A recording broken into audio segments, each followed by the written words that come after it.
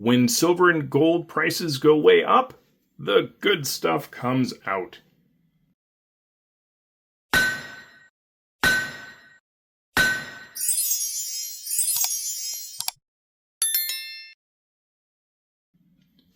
Hello everyone, Silverstruck here. Welcome to the Silverstruck channel. As I was saying in that intro, when you have elevated silver and gold prices, there are more sellers in the market, and so old parts of collections come out, stuff from your grandfather's safe, so on and so forth. And so if you're a buyer and you're into old silver like I am, vintage silver and gold, then you can do quite well. Another magic part of that formula is that because there's so much silver coming into the market, not so much gold, but definitely a lot of silver, the premiums are a lot lower. So sometimes you can really make some scores. Now, the downside is that silver's over $46 an ounce and gold's $37.60, so you're making moves at an elevated price. But if you do some wheeling and dealing, some trading like I have here, I'll get more into that as the video progresses, you can do okay. I've been selling silver along with buying, so I've loosened up some cash. Okay, so it's not just adding ounces to the stack, it's a lot of sideways moving, shifting the stack around into what I really want, what I'm really passionate about. So part of my stacking strategy has to do an awful lot with layers of value. And I've mentioned this in I don't know how many videos in the past. If you're new to the channel, I have a lot of new subscribers now, thank you very much.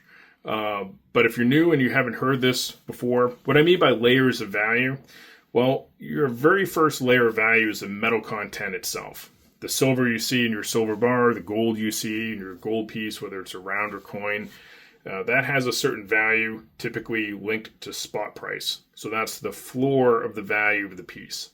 Your second layer of value is going to be collectability. Now, not all collectibles increase in value, so you have to be careful there. But vintage silver and gold has just continued to be very powerful. It's a great way to be able to gain some more wealth. So you have that collectible aspect, and then past just the collectability and possibly the rarity of what you're picking up, you have condition. So if you can get all three in the same category, then you have the trifecta, and you have multiple layers of value. You have something that has a precious metal value to it. Then you have collectability, and then perhaps you have condition rarity on top of that. So that's why I do what I do. I'm not always adding weight per se. Sometimes it's a lateral move. And an example of that's going to be the gold prospectors we have here on the table. So one of these is new, and one's been in the stack for a while. But I switched capsules. I'm more of a clear capsule guy. And one of these was in a black ring capsule. So they're both very similar. So I can't remember which one was which. But one of these is a new pickup just the same. And as we look at the reverses here on the gold prospectors, you can see that's the large EMC underneath for the reverse. So the capsules being used here in this video are H34s from Airtight. I like those because you can see the gold from the side and you don't have that black ring around. That's just my preference. If you like the black ring, go for it. But if you want airtight, direct fits, you want H34s for your gold prospectors. So I happen to know where there was a 1977 gold prospector that was in a coin shop for months. It's one of those things you have to ask for. And I wasn't picking it up just simply because I already had 1977.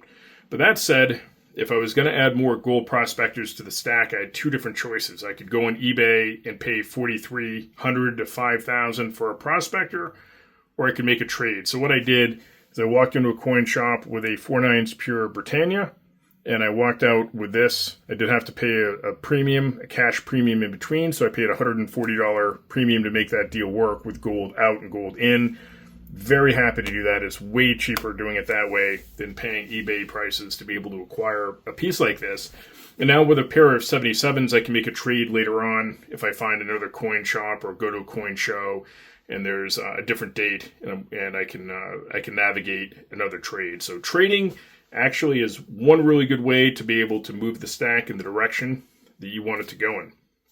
Let's have a look at the listing on allengelhard.com, my favorite resource site. Love these guys. You can see the page here. is under the AU rounds, and in here we have the 1977 and the 1976 gold prospector rounds, both with a mintage of 10,000. I do want to make a point about mintages here with allengelhard.com. Sometimes they're actually detached from the rarity and availability of those rounds. The gold prospectors, very, very, very hard to come by. Doesn't matter if there was 10,000 made. In today's market, they're very scarce. So in this particular case, a high mintage of 10,000 is completely detached from the availability out in the marketplace. So that was another motivating factor for me to make that lateral move and end up with the same amount of gold, just in a different form. I was also able to pick up silver. And what we're seeing here on the table is about 3 different trips to coin shops, as I was very specific in what I was looking for. And so I've been adding some duplicates and triplicates. And we'll talk about, let's talk about the 5-ounce bars first. This one right here is a very well-known Engelhard 5-ounce bar. And so this one right here is known as the TOZ ounce, so 5 TOZ. Obviously it's stamped Engelhard 3/9 fine silver. Serial number has some nice subtle pour lines on this example. It's not a perfect bar, but that's why I love vintage silver. Look at all that character. Pour marks, pour lines, cooling lines. It has all of it. So it's a really neat little bar. So let's have a look at the mintage on allengelhard.com. And as we can see here, this 7th series 5-ounce Engelhard bar has a mintage of 4,000, which is quite low. But as the 5-ounce bars go, this is the most affordable you're going to get in the poured variety. The mintages just drop out of sight once you get deeper and deeper into the different series of 5-ounce bars, which is why the 5-ounce Engelhards are sold at such a high premium. So this is my second one of these, and I bought it right. And, I did pay a little bit of a premium, but I prefer to try to get these as close to generic as I can if I can find these out in the coin shops. There's so much silver out there that right now the premiums are off of some of the collectibles. So again, if you're a buyer, you'll be in great shape. Moving on to another 5-ounce bar that I just picked up this morning. Here we have a CCM. Now, when it comes to CCM, I have a very specific collection going. I won't pick up just any CCM bar. I have a specific need that I need to see on this bar, and that is a counterstamp. So I have a CCM counterstamp bar collection going. Here's that counterstamp I'm talking about. This is a weaker strike counterstamp, but you can still make out that it says DGSE, and that is Dallas Gold and Silver Exchange counterstamp. There's several counterstamps you can collect, both on the 5-ounce and the 10-ounce bars. This one obviously is a 5-ounce, and I love the CCMs. The crown dead center. We have the lot number here, which really is actually a date. So this is a 1981 bar. It doesn't have as much interest in it. These are Kit Kat bars. You know, they were probably made in a giant line and then chopped off in a 5-ounce sections here. So they're not as interesting as some of the poured silver out there, but I do enjoy the counterstamps on these bars. So I was able to pick up a CCM counterstamp at generic pricing, which is important. Also, a counterstamp at generic pricing is the next bar I want to talk about.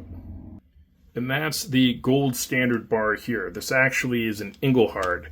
So this is a gold standard counterstamp on an Engelhard made product, if you will. 1 troy ounce, 3/9 fine, 999 plus silver. This one is a blank back with border. So if we check out allengelhard.com for this bar, you'll see 2 different varieties listed, and we don't have a blank back actually listed, so I have to run this past allengelhard.com to make sure I'm telling you the right information, but I'm fairly certain I'm correct. The gold standard bar listed is a frosted back, and I'm pretty sure these were also available in blank back. Not sure which one's a lower mintage or not. You can see these are quite rare to tier 2 rarity, 5,000 minted. So a very difficult bar to track down. Matter of fact, in years and years of looking around for vintage silver, this is the first time I was able to run across one, bought it for generic price at a local coin shop. I don't like to dip a lot of my silver.